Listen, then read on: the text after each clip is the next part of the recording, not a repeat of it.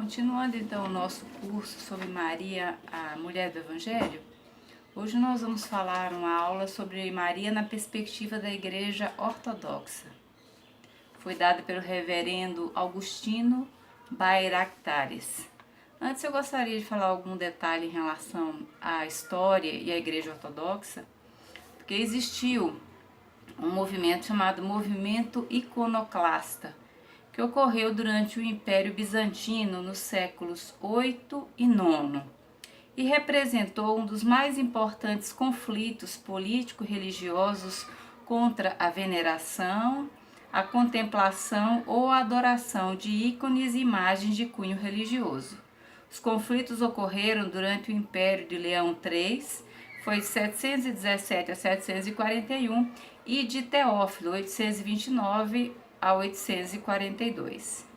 A grande preocupação dos iconoclastas era de ordem política e religiosa, uma vez que almejavam evitar a aproximação entre os povos que possuíam outras religiões, em detrimento da religião católica.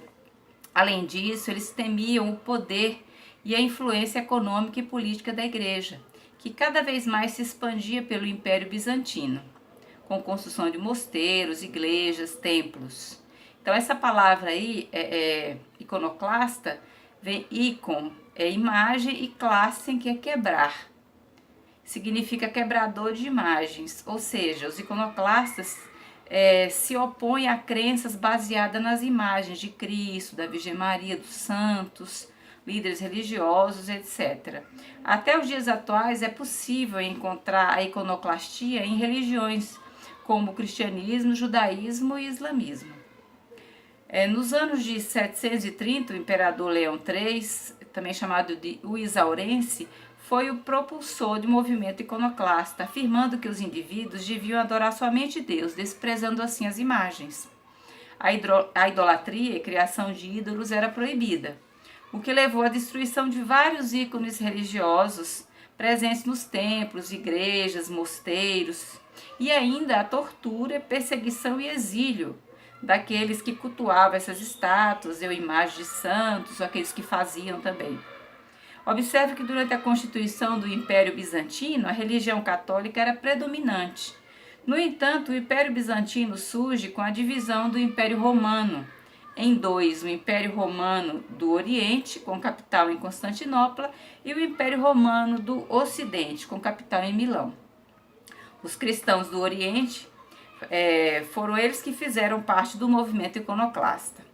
Além de Leão III, seu filho Constantino V propagou a destruição de imagens do Império Bizantino, fomentando assim a causa iconoclasta, que acabou durante o Concílio de Nicéia II, no século IX.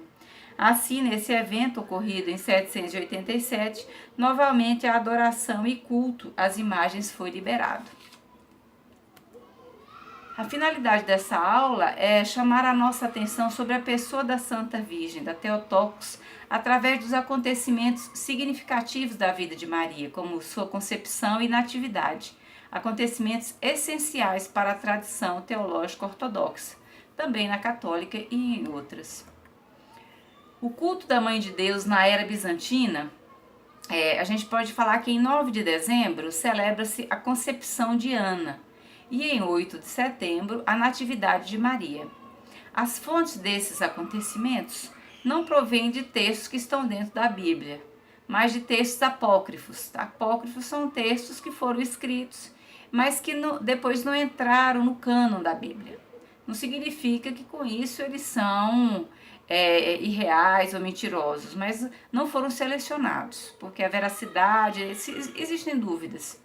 Até o século VIII, era a pessoa de Jesus que vinha apresentada de modo predominante pelos padres da igreja, a documentação bizantina, por causa das heresias. A imagem da Theotokos como Mãe de Deus aparece no século V e na Idade Média Bizantina, durante o período da iconoclastia. Por isso que eu falei daqueles períodos antes, porque a gente ia ouvir essas frases, né? Esse título surgiu inicialmente em poesia, depois na iconografia e finalmente na vida litúrgica da igreja. Durante o período iconoclasta, acontece um deslocamento da ênfase dada ao modo da apresentação da Virgem Maria. Germano I de Constantinopla, por exemplo, colocava ênfase sobre as características humanas de Maria e sobre sua identidade como mãe de Deus, coligando a pessoa de Maria a Cristo na sua paixão sobre a cruz. Então, a gente vai ver, existe um ícone que mostra uma figura de Maria que olha o seu filho na cruz. A mesma posição emotiva de Maria aos pés da cruz é encontrada especialmente na iconografia pós-iconoclasta da crucifixão, com a representação da Virgem Maria junto a João, o discípulo de Jesus. Fica claro, portanto, a passagem do período pré-iconoclasta para o pós-iconoclasta na representação da imagem da Mãe de Deus. No pós-iconoclasta, quer dizer, vai ser uma Maria que mostra mais ternura, que mostra mais emotividade, né? essa humanidade de Maria. Antes do século VIII, a Virgem Maria vem representada como a Virgem sobre o trono. Depois do século VIII, ao invés, a pessoa de Maria é também representada como a Virgem da Ternura, com seu característico abraço amoroso entre a mãe e o seu menino, expressando vivamente essa dimensão humana da Theotokos. A festa da Concepção de Santa Ana. Um dos textos mais antigos que descrevem a festa da Concepção de Maria se chama Sermão sobre a Concepção de Santa Ana, que foi do século VIII. O escritor do texto é o monge João de Eubéia.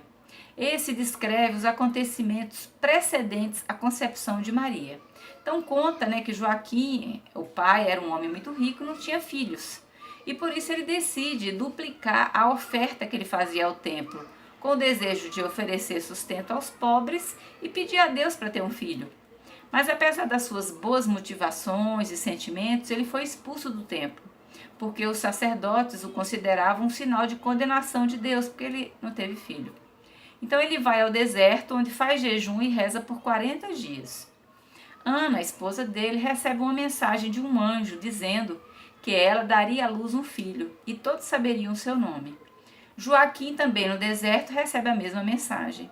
O texto conclui com a figura de Ana, que exprime sua gratidão e decide oferecer o filho como oferta a Deus. Então este é o sinal da entrada de Maria ao templo.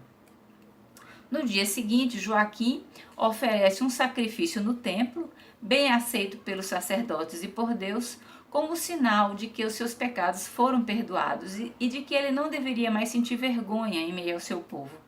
Fica claro que a concepção de Maria foi o primeiro capítulo do plano da salvação do mundo por parte de Deus. A narrativa da concepção de Maria é semelhante à de Jesus. Mostra também a potência da oração dos homens. A perspectiva teológica da festa da Natividade de Maria. Depois do Concílio Ecumênico de Éfeso, 431, o culto a Maria se alargou e se intensificou, especialmente em Constantinopla e na Síria. A história da Natividade baseia-se em textos apócrifos, além das homilias de Santo André de Creta e São João Damasceno da Síria. A homilia de São João Damasceno tem um estilo poético e uma formulação bastante simbólica, resumindo o significado da natividade em 7 argumentos teológicos. A promessa da virgindade perpétua de Maria, o prelúdio da sua divina maternidade, a proclamação profética das duas naturezas de Cristo, quer dizer, a natureza humana e a natureza divina, o sinal da regeneração da natureza humana, a formulação da nova aliança e o anúncio profético da redenção. O mistério de Maria e o mistério de Jesus na cruz. Maria e Jesus na cruz revelaram o que é o verdadeiro amor, aquele amor que a gente traduz como ágape. Sem Maria não teria sido possível a restauração e a unificação da natureza humana. O nascimento de Jesus é, portanto, fruto da obediência e do amor de Maria por Deus. Ela não teve medo, ela não perdeu a esperança, mesmo quando foi obrigada a viver como uma refugiada no Egito. Maria operou como parte fundamental na reconciliação entre Deus e a humanidade, dando carne ao Filho de Deus. A segunda parte da reconciliação foi o sacrifício de Jesus na cruz. Chiara fala: recolhamo-nos com Maria, perfumando a nossa vida daquela seriedade, daquele silêncio, de quem sabe estar constantemente ao lado de um moribundo divino. Ele, nosso segredo, segredo da salvação de muitos homens. Dentro da missão apostólica da Igreja existe a missão mariana, que é ligada ao papel de Maria na história da salvação. Chiara diz: Maria permaneceu na terra entre as virgens, que continuam sua missão de maternidade, de serviço à humanidade e de cooperação ao sacrifício. O termo Theotokos na doutrina dos padres orientais. Na pessoa da Theotokos, encontramos o cumprimento das palavras dos profetas do Antigo Testamento.